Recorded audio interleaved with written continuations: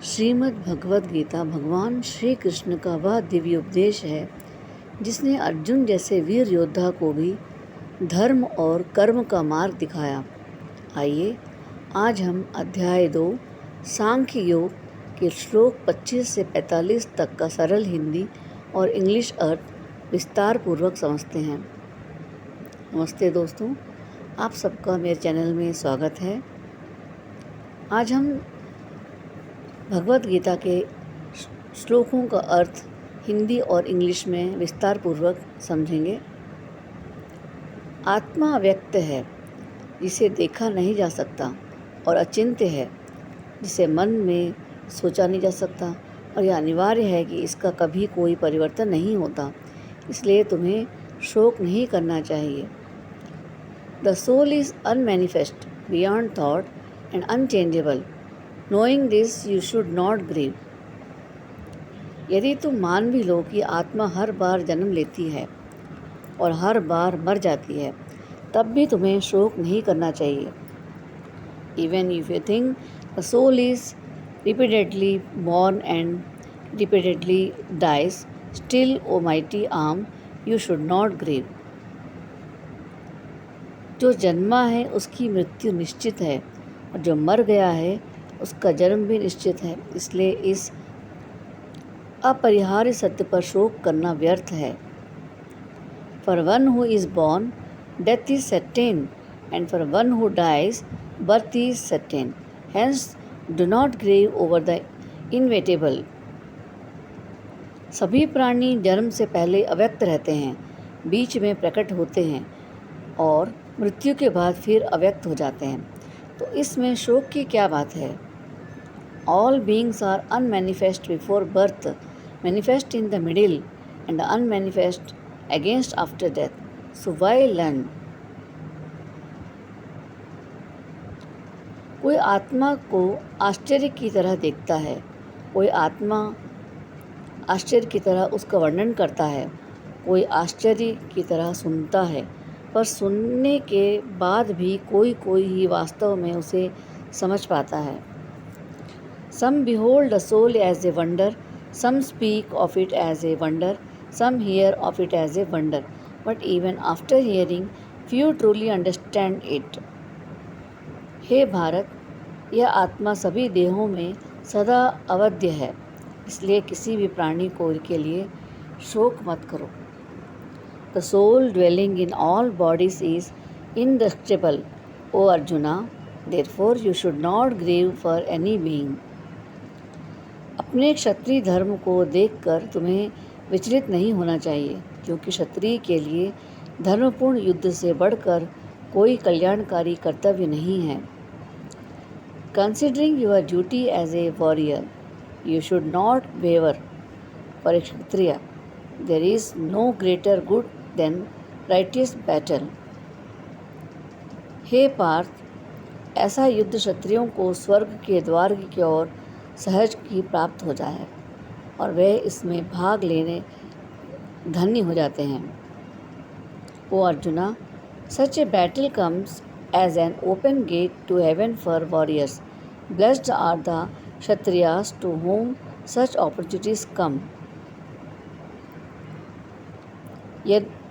यदि तुम इस धर्म युद्ध को नहीं करोगे तो अपने धर्म और कीर्ति को खोकर पाप को प्राप्त करोगे। If you do not fight this righteous battle, you will abandon your duty and honor and incur sin.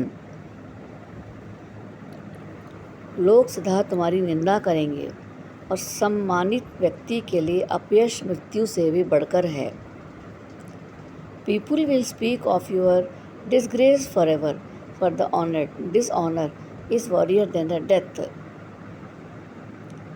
महान योद्धा सोचेंगे कि तुम भय के कारण युद्ध से भाग गए, और जिनके द्वारा तुम सम्मानित थे वे तुम्हें तुच्छ समझेंगे।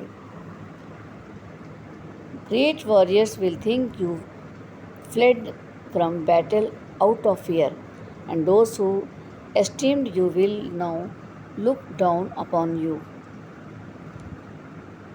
तुम्हारे शत्रु तुम्हारी निंदा करेंगे और कटु शब्द कहेंगे, इससे अधिक दुखदायी और क्या हो सकता है। Your enemies will mock you with harsh words and ridiculing your strength. What could be more painful than this? यदि युद्ध में मारे गए तो स्वर्ग प्राप्त करोगे, यदि विजयी हुए तो पृथ्वी को राज्य भोगोगे। इस युद्ध के लिए निश्चय पूर्वक खड़े हो जाओ। If slain, you will attain heaven. If victorious, you will enjoy the earth. Therefore, arise with determination and fight. सुख दुख लाभ हानि जय पराजय को सम्मान मानकर युद्ध करो। इस प्रकार तुम पाप को प्राप्त नहीं करोगे। Treat pleasures and pain, gain and loss, victory and defeat alike, then engage in the battle without incurring sin. हे पार्थ, मैंने तुम्हें सांख्य योग के दृष्टिकोण से ज्ञान दिया। अब योग के विषय में सुनो। इस ज्ञान से युक्त होकर तुम कर्म के बंधन से मुक्त हो जाओगे। O Arjuna, I have explained knowledge, now hear of yoga. With this understanding you will freed from bondage of actions. इस योग में ना तो आरंभ का नाश होता है और ना ही विपरीत फल होता है। थोड़ा सा भी अभ्यास बड़े भय से बचा लेता है। In this yoga, no effort is wasted, nor is there adverse result. Even a little practice protect one from great fear. हे कुरुनंदन, इस मार्ग में निश्चयात्मक बुद्धि एक ही होती है, लेकिन जिनकी बुद्धि निश्चयहीन है उनकी इच्छाएं असंख्य और विविध होती हैं। In this path, resolute determination is single-pointed, O Arjuna, but the minds of irresolute are many branched and endless. अज्ञानी लोग वेदों की पुष्पित वाणी में ही आसक्त रहते हैं और कहते हैं इसके अतिरिक्त कुछ नहीं है। वे कामना से भरे हुए लोग स्वर्ग की इच्छा करते हैं और भोग तथा ऐश्वर्य में ही फंसे रहते हैं। The unwise attached to flowery words of the Vedas claim nothing exists beyond them. Desiring pleasure and heaven, they remain attached to rituals and luxuries. जो लोग भोग और ऐश्वर्य में फंसे रहते हैं उनकी बुद्धि स्थिर नहीं हो पाती है, वे समाधि प्राप्त नहीं कर सकते। Those whose minds are absorbed and pleasures and luxury cannot be developed resolute determination for meditation.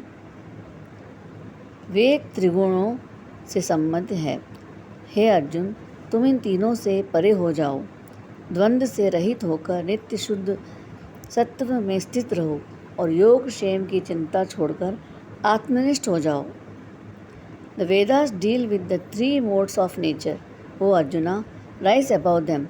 Free yourself from the dualities, abide in pure goodness, and be the self-controlled beyond the concern of gain and preservation. तो दोस्तों, आपने इस प्रकार भगवत श्री गीता का भगवान श्री कृष्ण ने अर्जुन को आत्मा की अमरता, कर्तव्य और निष्काम कर्म का महत्व समझाया।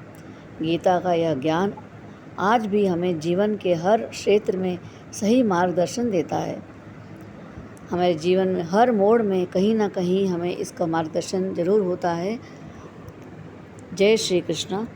हरिओम हरिओम हरिओम। अगर वीडियो आपको पसंद आए तो वीडियो को लाइक करें, सब्सक्राइब नहीं किया है अब तक सब्सक्राइब कर लें, कमेंट में जय श्री कृष्णा ज़रूर लिखें। Thanks for watching.